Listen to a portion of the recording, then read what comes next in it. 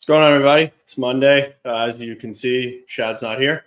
He's enjoying vacation up in Michigan. This week, it's going to be myself, and Guap's going to be co-hosting with me today.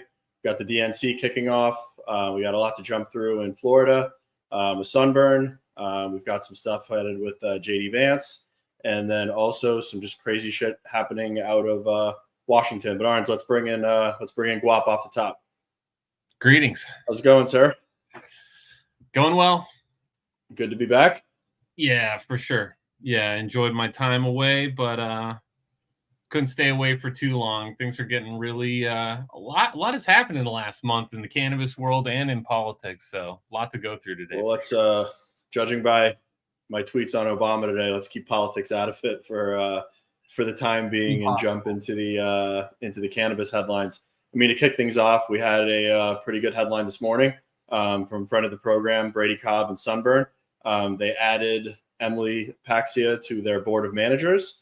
They had a strategic investment from Poseidon, and also I caught on the AFC Gamma press release this morning that they upped their credit facility an incremental $1.8 million. So I would assume that this is going to signify that Brady's about to go into growth mode.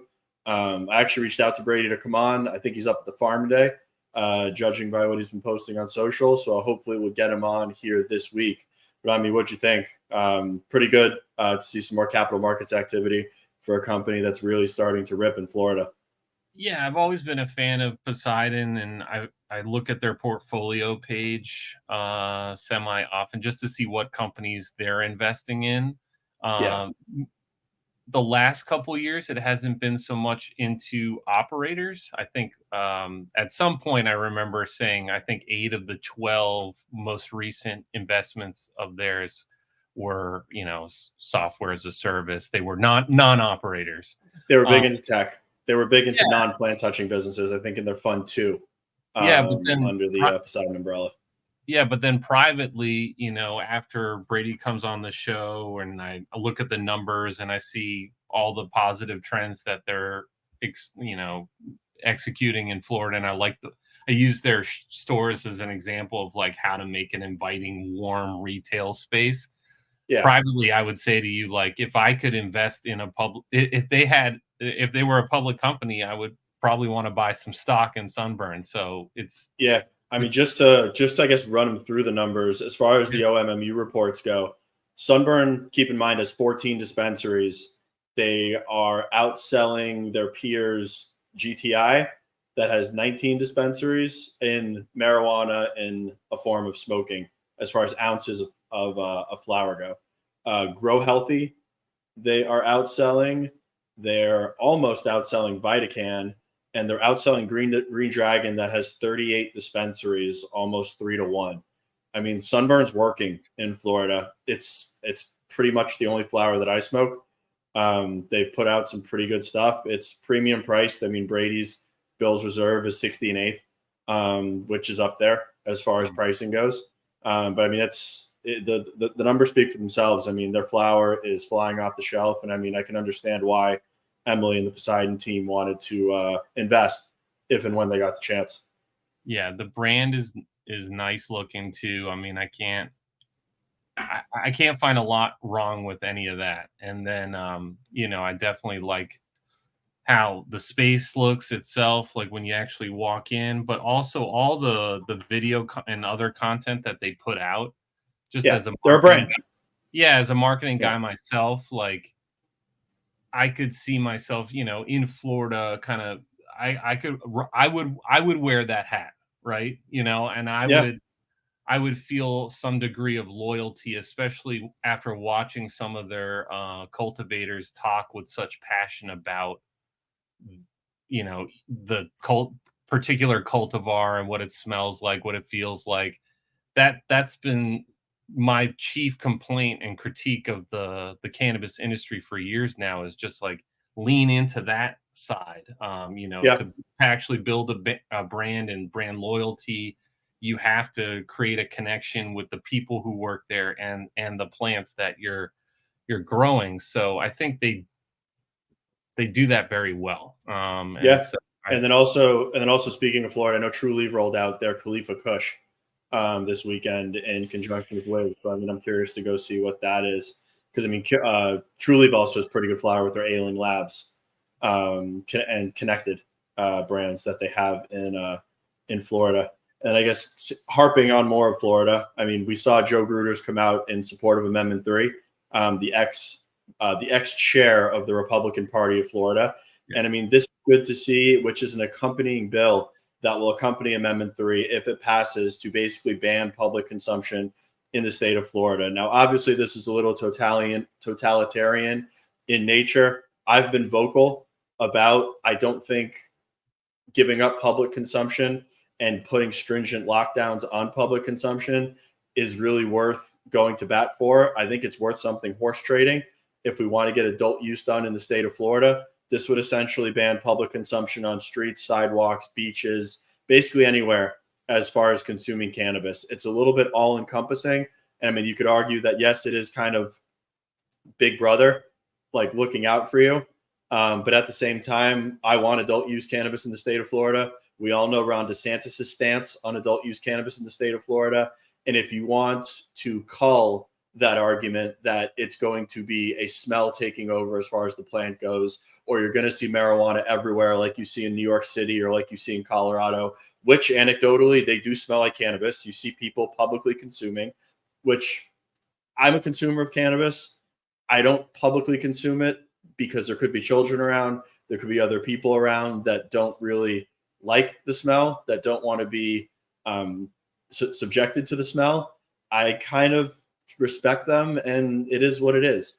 But this was great to see, especially from someone like Gruters, and we're getting smart from a political standpoint. This is playing offense, not defense. And then also talking about Yes on 3 and Smart and Safe, Kim Rivers is going to be joining us on Friday to go more into detail as to the current state of affairs in Florida, talk about True Leaf, and really dive into what's going on with the Yes on 3 campaign and what's to go. But I mean, Guap, what's your take on public consumption potentially having that was pretty comprehensive, Anthony. Yeah, I mean, we actually got into this on some other episode a while back. You know, obviously, as a cannabis consumer, I love the smell. Anytime I smell it in public, I'm sure a lot of people can relate. I sort of do and like look around and try and find the source and sidle up to them, perhaps. But yeah, I mean, as a sort of easy thing to, you know, combat DeSantis's stated complaint, I don't really believe. I don't believe that DeSantis actually. I don't think the smell thing is a huge issue for him or anybody else, for that matter. I think but if you want to, but shoot it down. But if you want to create a rallying cry within the conservative base in Florida, low hanging fruit. Well, if we pass adult use cannabis, there's going to be potheads smoking joints on every street corner and potheads smoking joints on it's reefer madness. I mean, the playbook is pretty easy to go off of.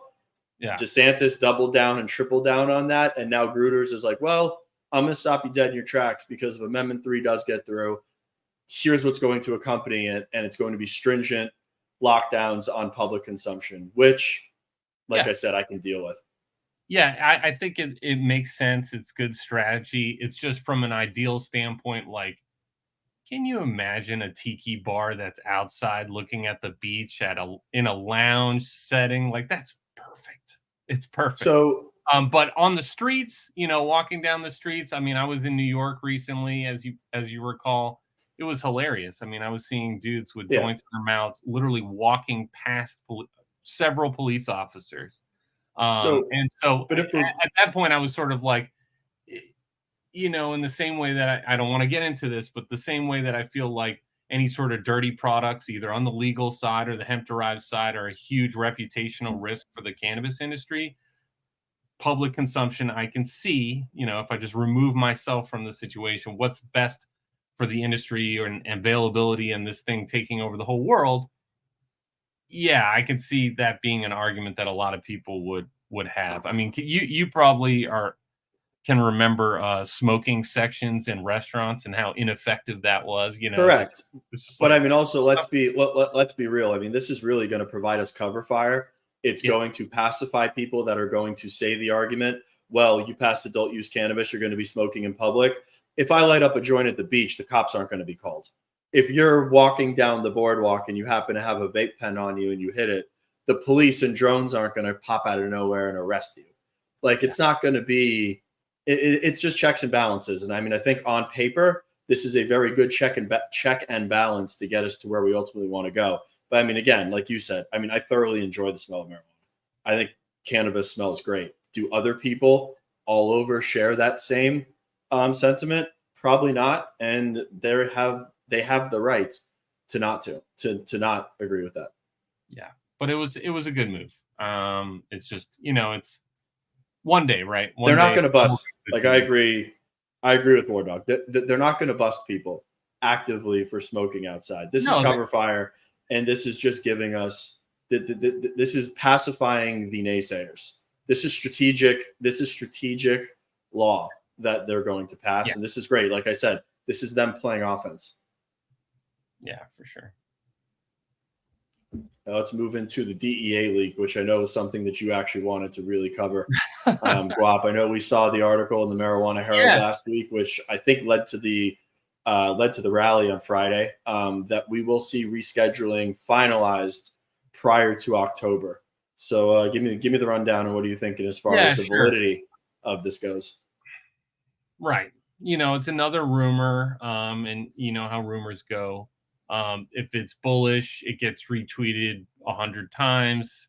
If it's bearish, it gets shit all over upon.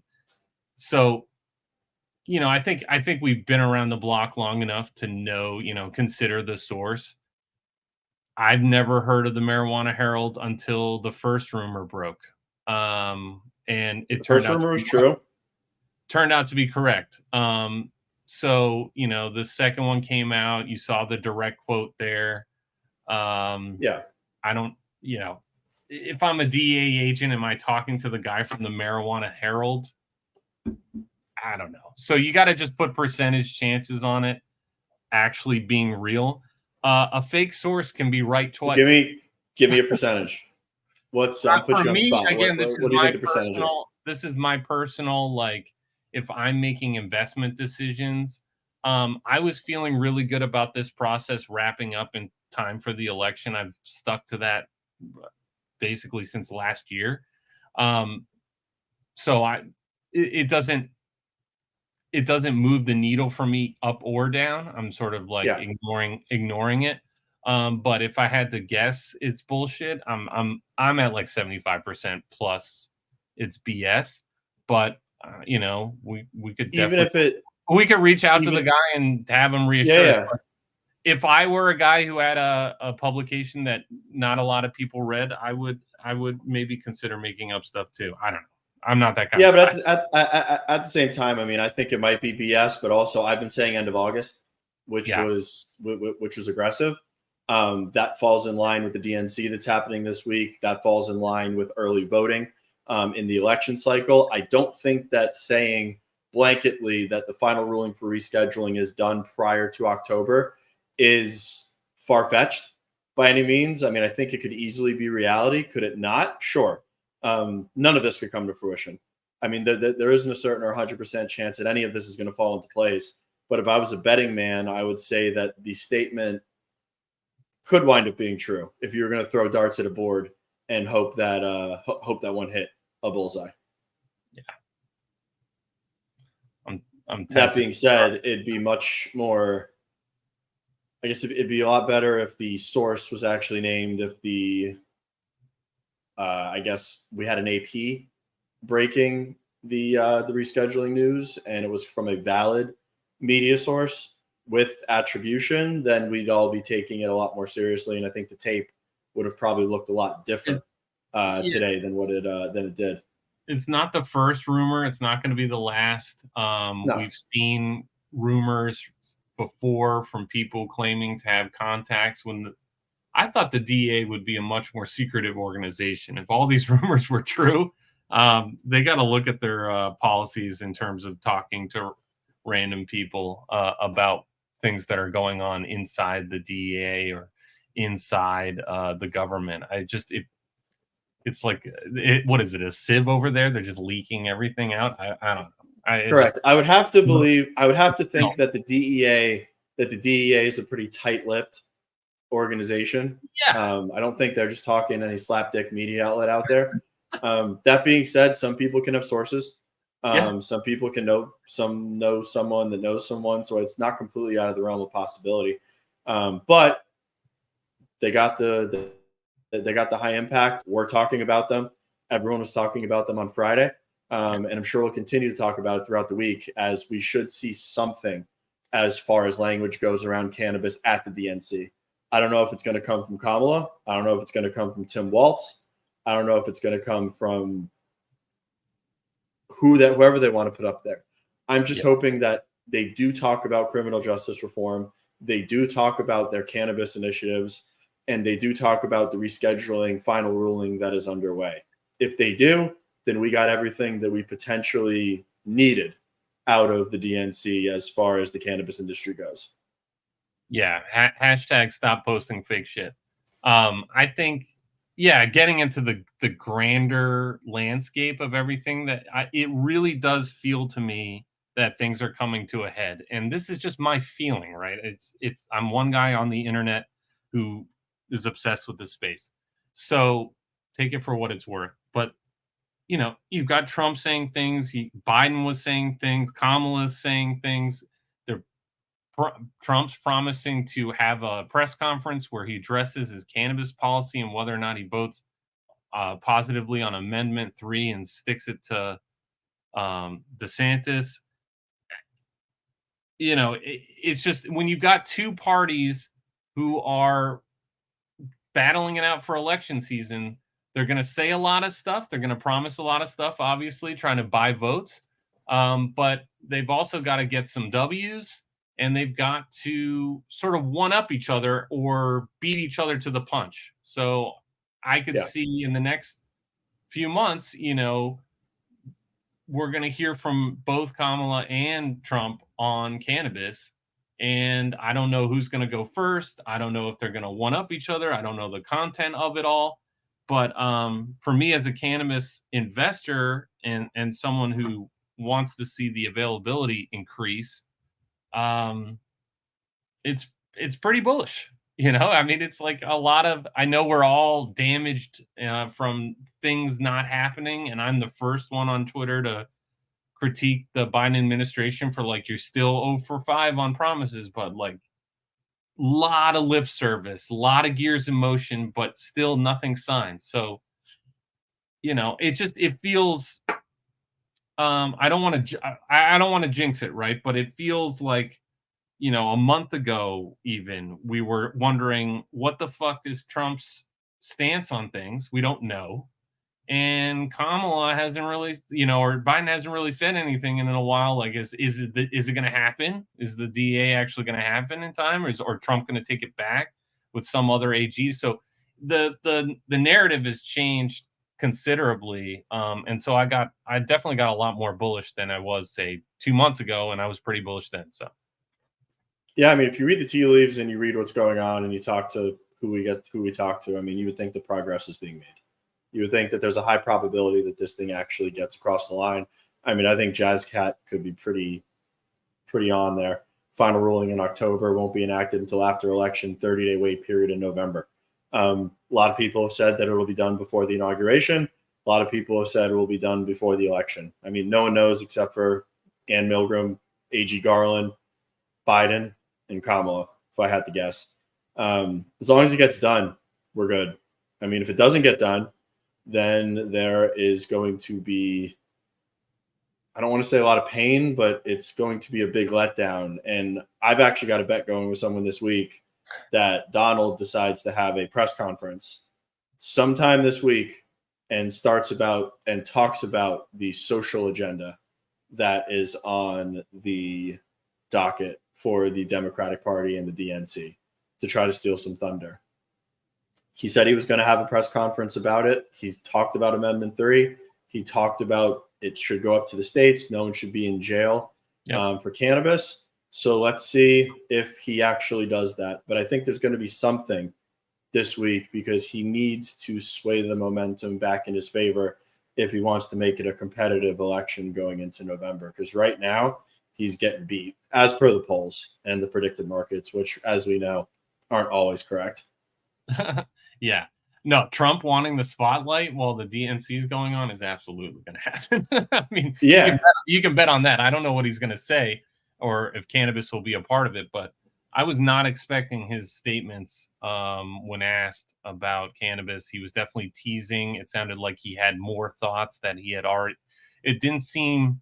It was an off the cuff answer, but it was alluding to the fact that he's actually thought about this and has a position, which is more than we knew before. So that's promising. We are not. Yeah, I mean, let's be real. I don't think he cares about cannabis whatsoever. He does not care about the industry. I don't think he cares about the product. I think he sees it as a drug. I think if anything, he's going to just say whatever his talking points are in support of it because it's popular and it's polling. But do I think that he genuinely cares about getting people out of jail and actually enacting criminal justice reform as well as legalizing and decriminalizing cannabis in the United States? No. I think you'd be a fool to take the other side of that argument and say that he genuinely does. But he's a politician. He potentially can say some things that would create momentum in our favor. And if he is willing to do that and that does occur, I'm not going to sit here and say anything to the contrary. It falls right into our lap and we are better off for it. But I will stand by that. I don't think he cares either way. No, I don't. I mean, I'm pretty pessimistic on politics and politicians in general.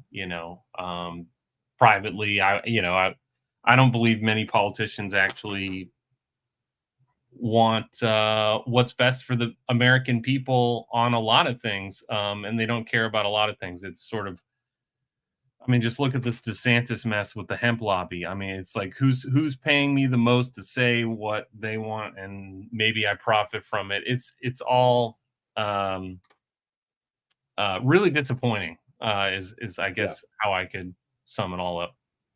Yeah. All right, let's get into his VP candidate, JD Vance from Ohio, who actually needs to have an education. We got to talk to or listen to Shad talk to in DC. He was pretty confused back then too, as you may recall. We were asking him about safe. I watched that clip several times. We were asking about safe banking. He said the way the bill was written, it was perhaps enabling fentanyl traffickers to get banking services, and that was a big head scratcher to us at the time, and still is. And then he didn't really know what the rescheduling process was about. Shad had to explain it to him. This more recent take is more sort of reefer madness, and in an indirect way, he's making the case for having a state regulated market, right? He's saying he's got young kids. It's inevitable. They're going to grow up and they're going to experiment.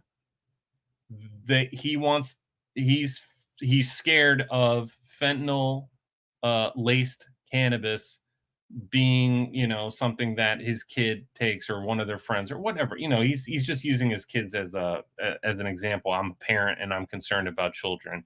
And so there's does that make cannabis the enemy? No, it makes the argument that a state regulated market where they actually test products is the way to go. So, in many ways, like, thanks JD for making the case, but we've heard this fentanyl laced cannabis stuff, and it reminds me of like back when people were warning us about poisoned Halloween candy back in the day. It's not real. Right. So I've actually spoken to people in law enforcement and people at the DEA about this. Okay. There's a huge misconception. People are not putting fentanyl in cannabis on the occasions that it's actually been found. Drug traffickers, and fentanyl is so dangerous that fentanyl and cannabis is commonly trafficked within the same method of transportation, and simply them being by each other in proximity can contaminate the cannabis itself, which then fentanyl finds its way into the product. People are not putting fentanyl in cannabis for consumption. You would be killing your customer base. Like, it would just be completely counterintuitive.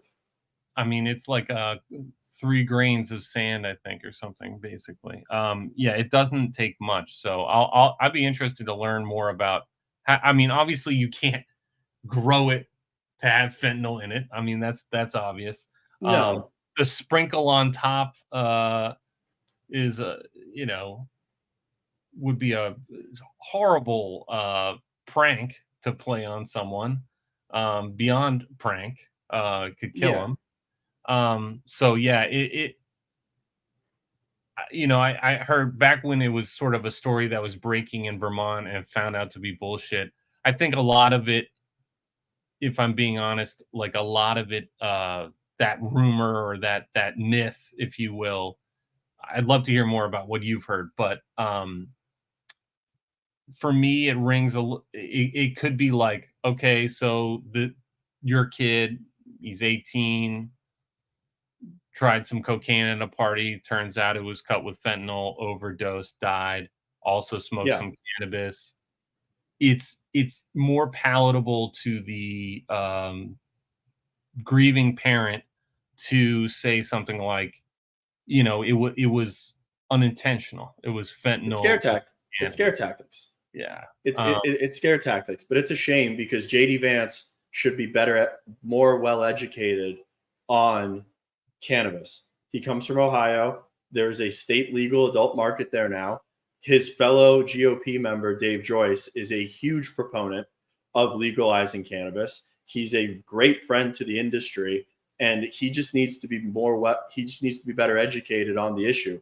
Like, to say that there's going to be fentanyl in kids' cannabis bags is just, it sounds archaic. It sounds uneducated. And to be honest, it's counterintuitive to the argument that he's trying to make. That being said, like you had alluded to, which was a very good point, if you do read between the lines, he's indirectly making an argument that legalized cannabis works, which was pretty surprising to see. Yeah. And politicians say crazy shit all the time to try and justify a sort of irrational stance on something. And they use fear very effectively. Fentanyl, nothing scarier than fentanyl to me. It is killing people over 100,000 plus per year. Not that I'm doing a lot of cocaine at parties or anything, but if someone offered me some now, fuck no. Right? I mean, there's no way. I would risk that because I'm generally a pretty risk averse person. So it is a very scary and real problem, and I think it's being used as a weapon to get a lot of different policies pushed through. 100%. It's misinformation. Yeah. So this is just a kind of greatest example. But we'll learn more, and I think someone will get to JD and set him straight on how prevalent this problem actually is and what the solution actually is. Yeah, and just to remind everybody, Adam Goers is going to be joining us at the bottom of the hour. Should be jumping on here in the next couple of minutes. If you have any questions regarding rescheduling or anything that you'd like us to bring up while he's going to be on here, we will take a couple of questions from the audience. But what's up, bro? No, I was saying I haven't even read through the comments. You're able to talk and read at the same time. Yeah, I'm actually excited. He's live on the he just popped in now. He's live on the scene at the DNC. He's very, very ingrained in the rescheduling efforts that are currently going on. So it'd be great to get an about face from him as to what's going on in terms of the rescheduling conversation, as well as potentially the industry presence at the DNC. I know that one of the only people from the industry at the RNC was Don Murphy, friend of the program and one of the GOATs as far as cannabis advocacy goes. But I'm excited to have Adam on and get a firsthand conversation going on what's actually going on in the DNC. So, Arns, I can see Adam backstage. You want to bring him up? How's it going, sir? Hey, guys. Afternoon. Afternoon. How's everything going? It's busy. I can imagine. day 4 of 7 days. So, and a lot, cannabis is being talked about. Okay. Looking forward to this conversation. Well, thank you for joining us. Obviously been on before, but great to join us again. And I mean, I know you're busy in the schedule. Walk us through really what's going on the ground right now. Like, what is the conversation as it relates to cannabis? Because I know that we lightly saw some of the notes in the Democratic, the brief that was put out for the platform. We'd love to hear what's actually going on the ground. Yeah, and spoke with one of those platform committee members yesterday. We've got a great host in Governor J.B. Pritzker here in Chicago. Spoke with him last night. They've got billboards up around the city saying Illinois legalized cannabis, paid for by J.B. for governor. Let's be clear, when delegates and elected officials are walking around the city, cannabis is literally top of view as they move around. But it's also a policy discussion was with John Podesta today, who leads one of the big efforts and is a longtime Democratic political and policy insider. He's talking about the interplay for youth voters between both climate and cannabis and things like student loans. And so for the Biden-Harris administration and now the Harris-Walz campaign, as they work to activate voters, something that we've seen in the polling is that one of those issues on its own is not kind of enough to push these voters over to them. But working together, these issues packaged together really helps message to young voters that this administration and now this campaign are with them on a variety of them, of these issues that are most important to them. So from that perspective, cannabis is going to be important. We knew that before the DNC, but here in the halls and at the receptions, we're hearing a lot of enthusiasm towards continuing to make this an issue.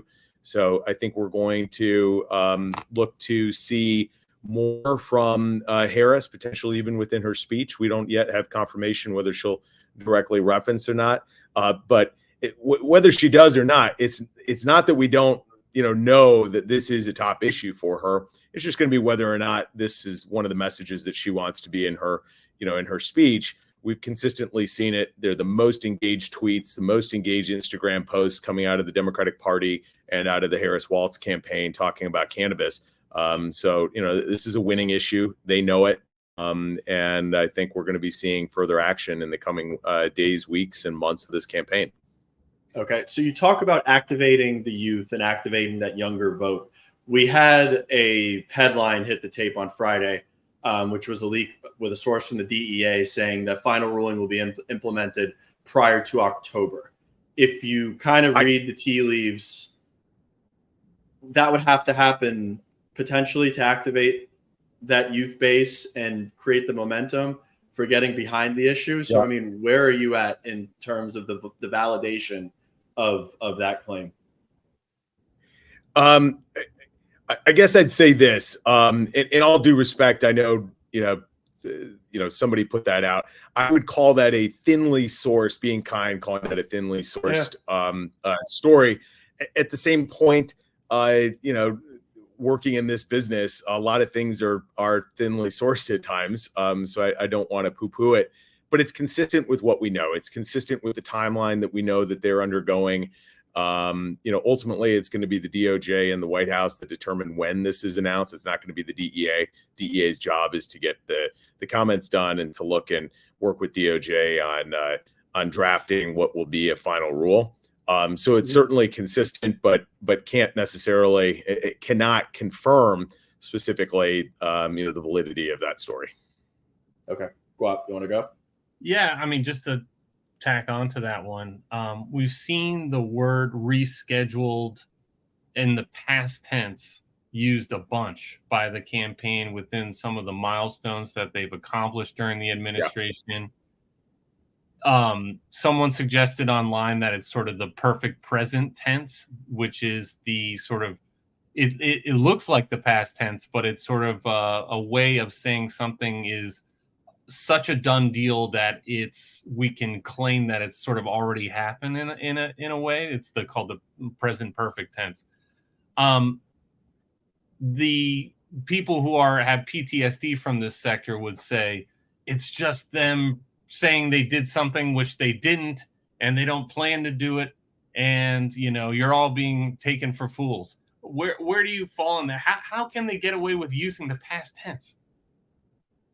Reschedule. Well, I'll say this. I had an interesting conversation with a former cabinet secretary in the Biden Harris administration who's still at the White House. You can probably go through and figure out who that is. Who referenced that, well, the next thing we need is Congress. And I reminded this person that, actually, technically, this isn't done yet. And he said, oh, well, yeah, I guess that's right. Meaning, I don't think there's any gotcha here. They just view that this is moving, and to the point that they've kind of, there may be some details that we're still have to finish up at the same time. So I kind of don't see it in any way as disingenuous coming out of them. But I can promise you that, I'm making sure to remind them that they still have some last minute or, last details to get out there. So, I mean, Adam, you're wearing several hats while you're there. You're co-chair of your rescheduling coalition. You also are with the cannabis. How is the industry? Is there an industry presence there? Are you seeing any more of your peers in attendance at the DNC, interacting with who we should be getting in front of and kind of educating them on the industry and pushing the message forward? Sure. I mean, I will say, and I know you've had some recent guests, and I try to watch and listen whenever I can. I would always point out that the Cannabis Company has, more than for its size, put a lot more influence and time and resources into the effort of cannabis reform, by the way. So, we're proud of that. Cannabis, it aligns with, our work in states. And let's be clear, states and the federal issues are, interplayed here. So, I've been chatting, we talked about Delaware a couple of weeks ago when I was on, meeting with Delaware stakeholders. We'll be with Maryland stakeholders, which is an important market for us, with Virginia stakeholders and elected officials tonight. And that's just day one of the officially of the convention. So out there, we'll be engaging with a couple of the other companies. Some of the other big names are here with the presence, but I would say the Cannabis Company probably has one of definitely has the deepest, connection into this convention. At the same time, grateful for the other Cresco is doing some things today. We'll be with GTI tomorrow as we support an event. So it not to say that there aren't others that are out here, and grateful for the work that everybody's doing together. Yeah, we've got Jesse Shannon in the comments. He's a good friend of the program. It's good to see you, Jesse. We will have you up here soon. So, I mean, we were debating earlier, if we are to hear cannabis brought up, who it would come from. Yeah. I mean, do you think it's going to come from Kamala herself as far as criminal justice reform, which might be a part of her speech, or coming from somebody else down the docket that's also a champion of criminal justice reform and backing really that movement? Well, I was chatting last night with somebody that's actually doing the vetting on the Kamala Harris speech. And while he didn't give me an inkling of what's in or what's out, he did just point out that it's changing by the minute and by the hour. So, as soon as we get a better feel for that, we'll know. But we've certainly been pushing. We've put the data in front of them, reminding them how the mention of cannabis in the State of the Union was by far the most engaged subject matter. They're not dumb. So I think if there's there's certainly a will, and if they find the way to put it in, I think we're going to hear it coming out of her. Certainly, Governor Walz has shown the way and walking the walk in Minnesota by legalizing cannabis. I wouldn't be surprised if he's going to be a part of that as well. But importantly, there's an audience for the DNC, and it's prime time on ABC and NBC, et cetera. But there's an audience around here, and I can promise you that governors, speakers of the House, mayors are talking about cannabis. It's an important one. in Illinois, JB Pritzker pointed out to me he's getting more tax revenue from cannabis now than alcohol. They're talking about these issues. And so I assure you, too, that just as important as the audience publicly, that the echo chamber here at the DNC, cannabis is on people's mind. And it also helps that we're talking about it, too. Absolutely. And as it relates to that conversation, we talk about rescheduling a lot, as that's really the catalyst that's right in front of us. Yeah. When Headset mined the data, I think around 60% of the comments were requesting ultimately descheduling. Sure. Is that language intertwined in any of the conversations that you're having as something that could come as an ultimate goal coming out of rescheduling? And that's really the baby step that we need to take to start to work our way there. I think everybody, our friends and partners at Scott's Miracle-Gro did a poll. I think they released late last week.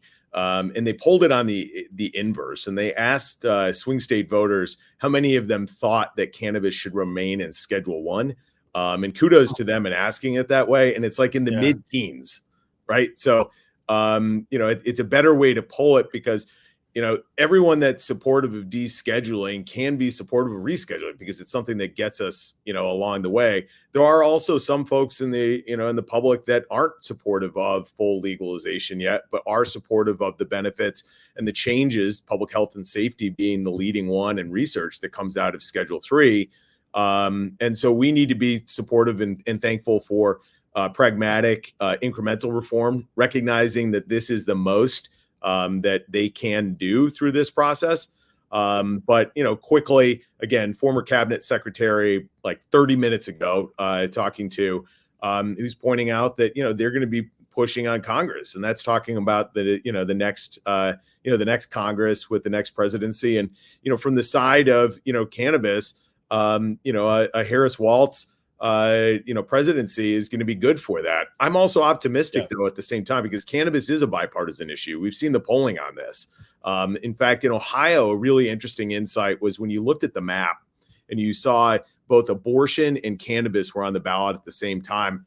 Abortion had bigger highs and lows in the urban versus the rural. What was really interesting is across the state, whether it was in a Republican or a Democratic county, you saw strong support for cannabis. So I say that as a precursor to saying I'm enthusiastic and hopeful that former President Trump is going to make this a part of his policy plank. And I'm not going to be surprised based on what we've seen in the public and what we're hearing behind the scenes, talking with folks that are in and close to that campaign, that he's going to be saying things that are positive about cannabis, recognizing that right now legalization is polling at almost 65% in his home state. I've long said that, politicians sometimes are a little bit slow on issues, but eventually they'll catch up where the public is. And I think that's a great example of it, that cannabis is bipartisan. And so I'm rooting for the Harris Waltz ticket because I think they're going to be great on cannabis. We know Vice President Harris has been a leading voice within the administration to get reclassification done. But I'm also there to, recognize and appreciate former President Trump and wait here in the next coming days and weeks. And hopefully we're going to see a really strong statement out of him too. Guap, that's a pretty strong statement Adam just made. Any follow-up to that? Amazing to hear. And also just as a cannabis investor and someone who just wants to see access go across the entire planet. I love it when both parties are sort of, I don't think fighting is the right word, but clamoring to get in the spotlight with saying something positive about cannabis. And then in the next week, we could see something, and then we could see a one-upping perhaps out of the Trump campaign. Or, if we know one thing about Trump, he will one up, and he will definitely say something that gets even more votes and even more support. So this is a great position to be in, given where we were at. I said this earlier in the show, where we were at 2 months ago, not knowing where Trump stood. Would you have said another 4 years of Biden that descheduling might be on the table? No, of course not. So it's definitely encouraging. And I know we get everyone gets ahead of themselves. They want to predict. They want to say who, when, what, where. But ultimately, when you zoom out and we're going to look at this time period, I mean, not the last 4 years, but this particular time period that we're in right now, it's all that speculation's not going to matter much. The history will be written. Yeah. We're Soon. gonna Soon. see. Yeah, we're gonna. Yeah, exactly. Don't Soon. use that word though. Speaking, Don't use that word, please. Yeah. Speaking of the history getting written, Adam, I mean, you've got a pretty good pulse as to what's actually going on within the rescheduling process. A major point of anxiety amongst everybody right now is a potential ALJ hearing or a hearing or an injunction on the backside of, let's say, a final ruling being implemented. What if you, I'm not asking for numbers, but if you could give your opinion, what is the chance that we do see an actual hearing come to fruition on either side of the coin? I'll say this, that the administration, through good briefing by the coalition and our close partners, is well aware of the peril of an ALJ hearing. I think I've hinted at in the past that the administration even considered bypassing the comment period and going straight to a final rule.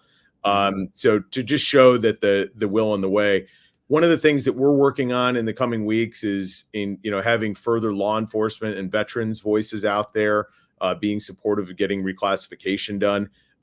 That's important to the administration, and making sure that this is seen as a broadly supportive with close stakeholders outside of the cannabis industry. Everybody knows where the cannabis industry is on this. I'm very optimistic that we're not going to have an ALJ hearing, and I think they're just going to determine that no one has standing, and ultimately that one wasn't necessary. I'm not an attorney, but employ a number of them through the coalition, including the very smart Shane Pennington. If you haven't had him on the show, you should.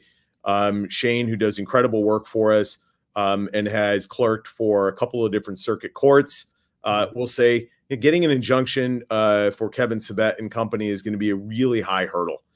I saw some tweet from somebody that had requested an ALJ over the weekend, stating definitively that there was going to be one.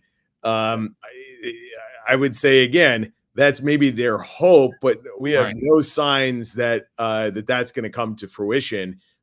Just because you've requested one, and many requested one, does not mean it's going to be granted, nor has DEA or DOJ made that final determination of whether they're going to accept some, any, or all in that process. And everything that we're seeing and hearing shows that they're going to bypass an ALJ and they're going to go to a final rule. Last time I was on with you all, I referenced that just on a good housekeeping matter, that administrations get the work done that they begun. And they begun this work about two years ago, and they're going to get it done before the election, because that's what administrations do. They don't leave big things hanging out there that are important policy matters. And it's a Biden legacy piece. Make no mistake, the administration now, the Biden-Harris administration, has got two priorities. One is cementing Biden's legacy, and two is making sure that Vice President Kamala Harris is elected president. And guess what? Legacy-wise, beginning the end of the prohibition and the war on cannabis is an important one for the Biden world. They like this. It improves research. This is along the lines of what he wants, what he ran on in his platform. And two, this is a big boon for the vice president who's running. So these are winner-winner. And for all those reasons, I pointed out that politics is what started this process 2 years ago. It's science, to be very clear, that carried the day in moving this recommendation to Schedule 3. That was not politics. Go look at the FDA's 150-page report, and that shows. Yes. But it's ultimately going to be politics that times and pushes this through, as is the prerogative of an administration. I mean, that's a mic drop if I've ever heard one. To be completely frank, so much better tonight. Thank you, Adam. I guess on a closing note, what are you looking forward to most at the DNC throughout the week? Yeah, for one, it's, in person, post-COVID. We didn't have a convention 4 years ago. It's a great chance to connect with a lot of folks in one place. Like, we all go to different types of conventions. This just happens to be the biggest political one that happens like an Olympiad every 4 years. And so, reconnecting with folks on issues related to cannabis. Tomorrow, for instance, I'll be at a criminal justice event where they want to start talking more about cannabis as a part of it. that's a partnership that, just wouldn't have come to pass without this. And the opportunity to connect with administration officials, former administration officials, to talk about this. You just never get that chance outside of a convention to have so many people in one place. And then most importantly, the cannabis businesses are in the cannabis business is in the States. And so, we're talking with speakers of the House, with governors, attorneys general about the intoxicating hemp problem. We're talking about how to improve state markets. And let me tell you, all of these conversations end with one piece and point is that without reclassifying cannabis, the policy choices that states can make are, a drop in the bucket towards the panacea change that reclassification is going to bring. Reclassification is going to raise all boats. Big and small, social equity and otherwise. And we're out here talking to everyone, and we're getting a really, really, really great reception. Okay. Well, I mean, we couldn't close probably on a better note. I mean, Adam, it's great to definitely see you again. Thank you very much for your time. You got it. Especially when you're on the road to the DNC, and we look forward to getting this rescheduling news and having you back on in the near future. Thanks. Look forward to it, guys. Thank you. I mean, that was pretty informative. If that didn't reinforce a lot of the notions and a lot of questions that are out there right now that I don't really know what can. Random guy on the internet or dude who's literally talking to attorney generals at the DNC? No, he's right. It's the last conversation we had with him was great. I mean, this one was more informative. And I mean, I couldn't be more appreciative of him giving us his time as he's on the road. So I mean, it's definitely much appreciated. And definitely look forward to having him on again. I mean, I think it's going to pretty much wrap it up for today, everybody. I mean, hopefully you like the format of the show. We'll be here all week, and we will see everybody on Wednesday. Take this viral. Only a sip. Hey everyone, thanks for watching our latest podcast. Lots of momentum building. You guys getting all excited? Leave comments below. Again, we want to take this viral. Smash that like button and make sure to click on that bell for all notifications as we start to bring on bigger and bigger guests. Don't forget to subscribe to our daily newsletter, the Baked In newsletter, by logging on to thedalesreport.com. And we want to take this viral, as I said, and make this community grow. So make sure to subscribe on that channel because we wouldn't be here without you. Thanks again, everyone, for watching.